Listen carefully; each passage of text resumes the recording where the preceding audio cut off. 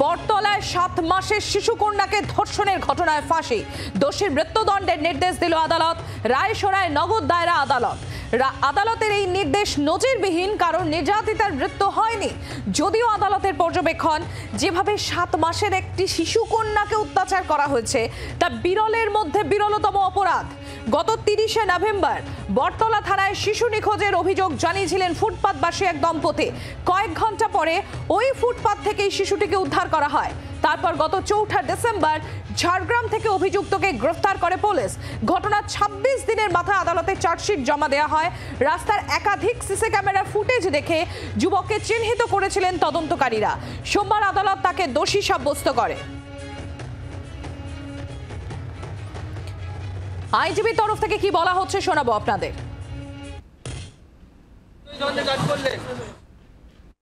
বটতলা শিশুকন্যা ধর্ষণের ঘটনায় একটা অনেক বড় ঘোষণা করা হলো, ব্যাংশাল কোর্টের তরফ থেকে সাজা ঘোষণা হলো। ফাঁসি দেওয়া পক্সো আইনে 6 নম্বর ধারাতে ফাঁসি দেওয়া হলো এবং আমার সঙ্গে রয়েছেন পাবলিক প্রসিকিউটর বিভাস চট্টোপাধ্যায়, এই কেসে যিনি পাবলিক প্রসিকিউটর।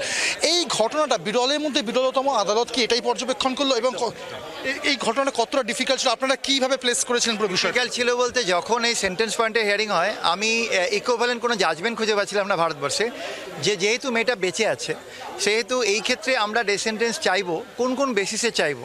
তো এনিওয়ে আমার ল্যান্ডেড কোর্টের কাছে আমার প্রেয়ার ছিল যে যেহেতু যে সেকশনগুলো মেজর সেকশন যেগুলোতে কালকে দোষী প্রমাণ হয়েছে 65 সাবসেকশন 2 এবং সেকশন 6 অফ পক্সো অ্যাক্টে, তাতে কিন্তু কোথাও বলা হয়নি যে ভিকটিমের মৃত্যুটা দরকার বা মৃত্যুটা প্রয়োজনীয়।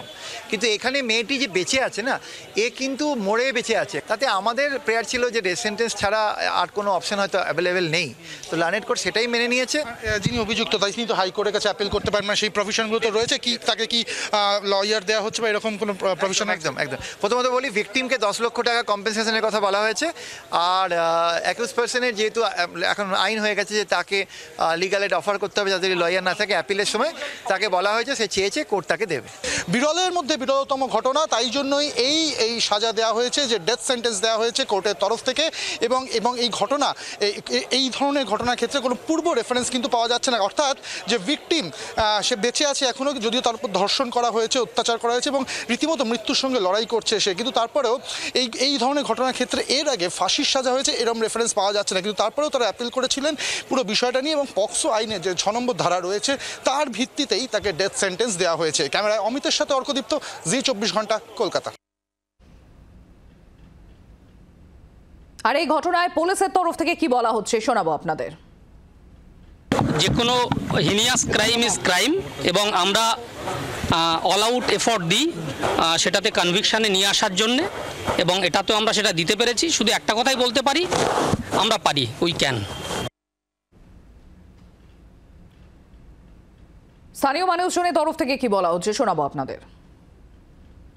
যখন ঘটনাটা ঘটে তার পরের দিন থেকেই ব্যাপারটা সকলের কাছেই পৌঁছায় যে এরকম একটা ঘটনা ঘটেছে, এবং আমাদের বটতলা থানা যে এফোর্টটা দিয়েছে তারই পরিণতি আজকের এই ফুটপাতে যেখানে ঘটনাটা ঘটেছে সেই জায়গাটা মোটামুটি সেন্ট্রাল এভিনিউর ওপরেরই ঘটনা, পার্কের পাশের একটা ঘটনা। কিন্তু পুলিশ যেভাবে কাজ, মানে যে দক্ষতার সঙ্গে এই অল্প দিনের মধ্যে এই বিভিন্ন রকম ক্যামেরা দেখে যেভাবে